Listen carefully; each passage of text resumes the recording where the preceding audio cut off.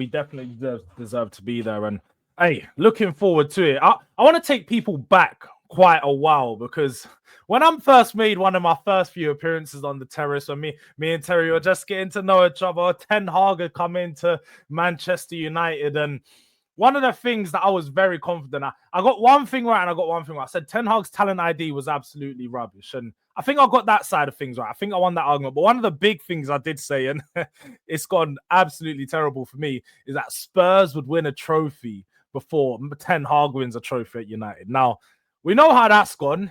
Ten Hag has won 2 trophies in the preceding seasons. But now we meet Man United in the final. Just before we get into the Europa League stuff, what do you feel about Amorim's appointment and his time so far at Man United? Because ultimately, to proceed what Ten Hag's done, he has to do something this season. He has to win this on Wednesday. I'm not putting that pressure on him, although he's doing it himself. He has said himself that when you're a club like Man United, and he means it in terms of the history, the trophies, the expectation, getting to a final, when he says we have to win it, if you listen to the problem is with the media, they quote that and people don't listen to the rest of it. And he essentially said that we won't be remembered for just being in the final. There are certain clubs, and I don't necessarily put Spurs into this category because I think your fans are sick and tired of this. There are some clubs, when we played Villarreal, that never won anything. If they'd have just got to the final and got beat, their fans would still be proud of that, as an example. If Bodo Glimt was there and they lost the final, they'd be proud of getting there. Man United don't have that luxury. That all being said, though, this manager has exposed how bad this squad is. And I'm talking from quality to physicality, the quality on the ball, physicality, and mentality for me. We've seen this team go to Anfield, the best team in England, be the better team for large parts of the game, and barring a Maguire miss at the end of the match, nearly win. We've gone to the Etihad and been the better team and beaten them. Arsenal, second best team in the league. When we played them at Old Trafford only a few weeks back, we really should have beaten them if we had our scoring boots on. We played really well, especially in that second half. And this team can perform. This team can play. We've done it. We just beat a team that are fourth in the league at 7-1. We have. Well, I want to put this in the context. We haven't scored a goal in open play at Old Trafford since we beat Southampton 3 months ago. I don't just believe that's quality on the ball. I don't believe that's tactics. I do believe a big part of that is players, and they will be sold at some point, and that's where the manager needs help. Some players go, today's a big game. I'm going to give my all. Today we're just playing Ipswich. Today's Wolves. Today's West Ham. Can I find it within myself to raise my levels to the nth degree? And I think that's been a cultural issue at our club that has slowly got worse over a 12-year period. So Amorim does need to improve us. I'm just really patient with it because none of us knew the full extent of how damaged we were, because sometimes you don't know the full damage until you start stripping it all back. Does that make sense? You might have an idea. You might take your car to the garage, making some really bad noises. When that mechanic lifts the hood and starts taking things out, it's like, mate, it's not just your engine, it's your alternator, it's the exhaust pipe, it's this, that, and the other. There's hundreds of things. We are so broken, it is unbelievable. Not everyone likes Amorim. That's fair. They're entitled to their opinion. For me, I'm more focused on between the owners and the manager, making this squad of much higher technical ability, much better physical ability, and creating a culture where they know that no matter who the manager is, no matter what the tactics are, no matter if they're happy or sad in their personal life, when they're on that pitch, they give 110% every single week. I think once we become a club that does that, there will be a massive improvement in our results and more consistency of wins, because we spend enough, we pay the right kind of salaries to attract top talent.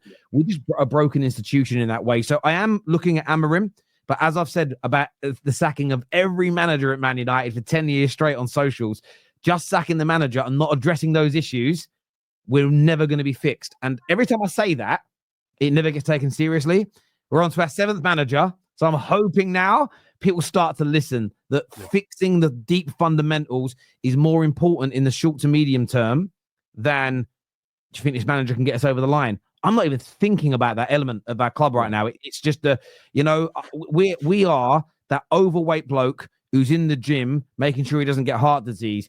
That person shouldn't be thinking on day one, when will I get a 6-pack, bruv? Like, you ain't here for a 6-pack just yet. You're here to stop diabetes, your leg being chopped off, and a potential heart attack at 35. That's literally where my club is. So I get the Amorim stuff, but for me, I just want to is that KJ joining us? Here he is. Yeah, for me, I'm more about fixing those issues. No, I totally get it. And I suppose one thing you've always been consistent with that, in the sense that I know you said that when you brought in this new manager, you wanted them to stick to their style of football. Like, their style of football was so key to building an identity at Manchester United, because far too often we've seen, especially when in the Ten Hag era, the Ole era, and those two in particular, I suppose you could say, and Ralph Ragnick and the managers in between, they kept adapting their style and their way of playing to suit the players that they had. But the one thing that was consistent that we kept saying to Manchester United fans is the way the players you guys got are not that good. So to continue to adapt to these players, you can adapt as much as you want. The results at the end of it are never gonna give you what you ultimately want, which is to challenge for a title. But do you know what it is? I love fan content. I'm part of the group of the pioneers that invented this damn thing, bits and pieces of it, concepts, ideas. Very proud of that. The tiring element is the not even the polarization of it, the reductionism that goes in. Well, you wanted Ten Hag out, but you're removing my rationale and reasonings. But I also wasn't saying that if we just sack him, we're going to get better. I've done videos for the appointment of the last 3 permanent managers and said, if we don't have an idea, and it's not even about backing Amorim's identity as a manager and what he likes.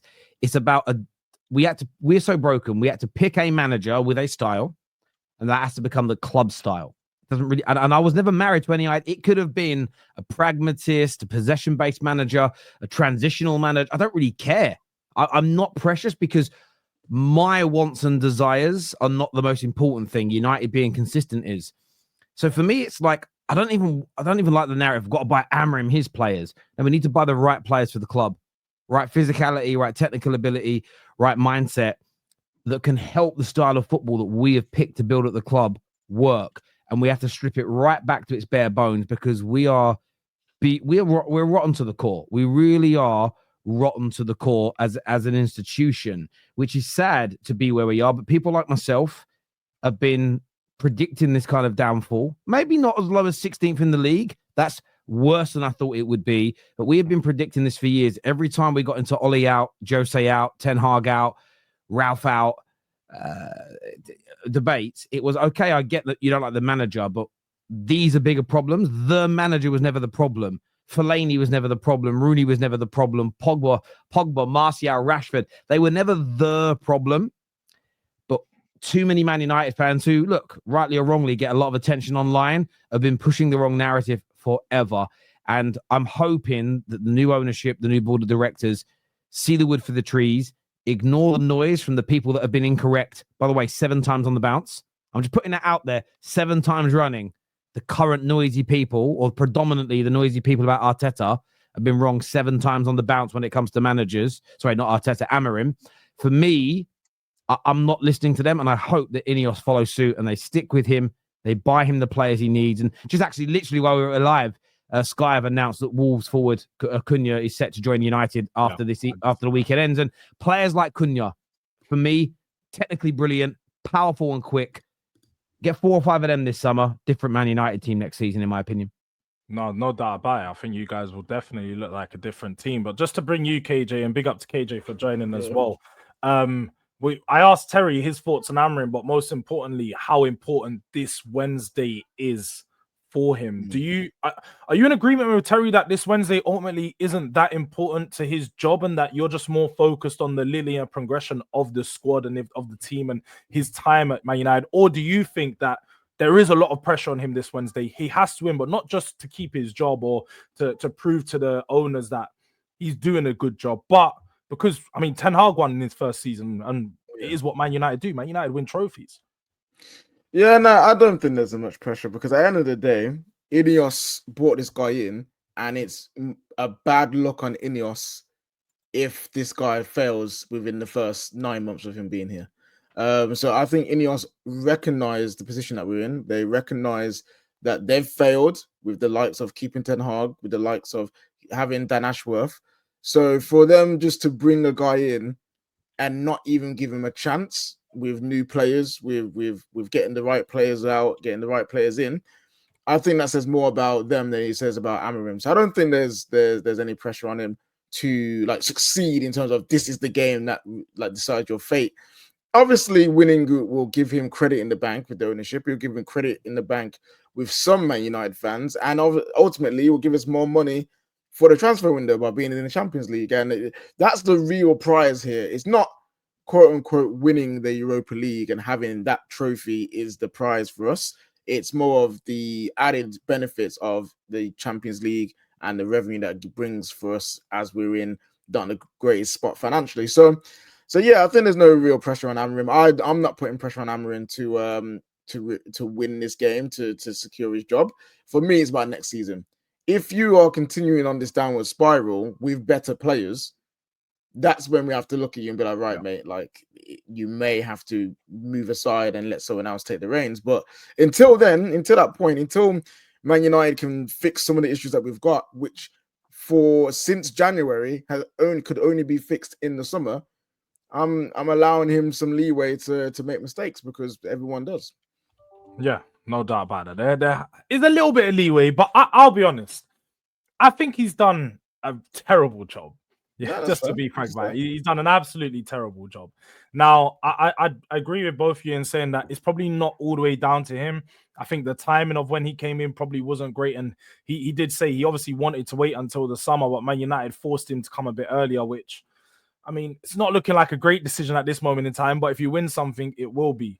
When I look at how he's faced and how he's tried to provide the solutions, I don't think he's done enough. And I think some of the decisions he's made has been to the detriment of the side, like seeing Rashford go. And although I thought, and I said at the time, I think Rashford just needed a new environment. He just needed a fresh place away from Manchester, in particularly your club. But I do think that Rashford could have been a player at this moment in time when, let's say, right, your attack is so bad. But on that Rashford point, what was he doing before Amorim came in? He was not really doing much, And then the season, last season didn't do much. Obviously, he had that 30-goal season, which we all would hope he would kick on from, and he hasn't. And it's easy to do, especially with Man United. It's easy to do revisionism of, oh, look at this player.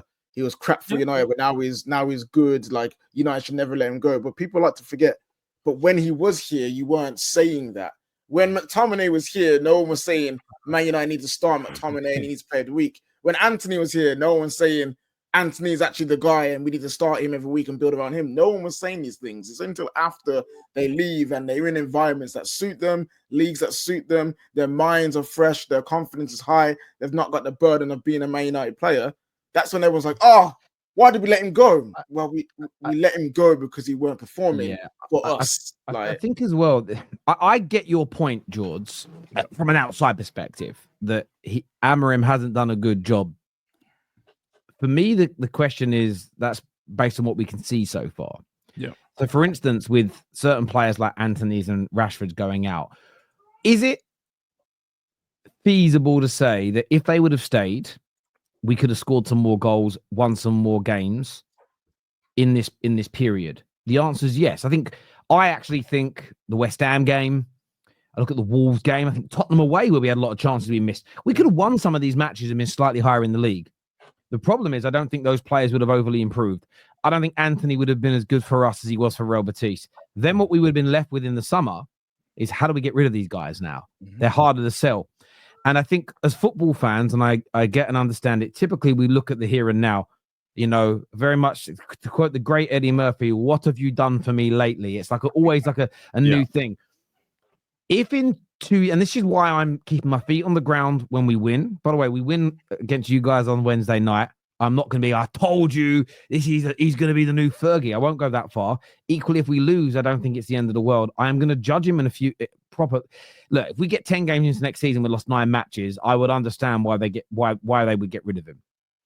But by and large, I would ideally like to give him a few years to build a squad. Then we may look back at this period and go, actually, he had to strip the club. He had to implement a style straight away. And I'll give you an example. When Jose and when Ten Hag, even when Ralph did it in a short space of time, and then Ten Hag, when they tried to implement their styles of football after initially adapting, that was when the kickback begun, and that's when the bad run of form started. Yeah. Now, those squads were actually much better than what we have now. We had a lot more speed, power, and individual brilliance in those teams that I think often kept us higher up in the league table. I like the fact that he has gone in straight away and tried to implement something. I think we've had the same kickback. We've had the same from players, the same poor attitudes. But I think it's better to start that way and add players in that want to play for us than go through 6 months, go through 12 months.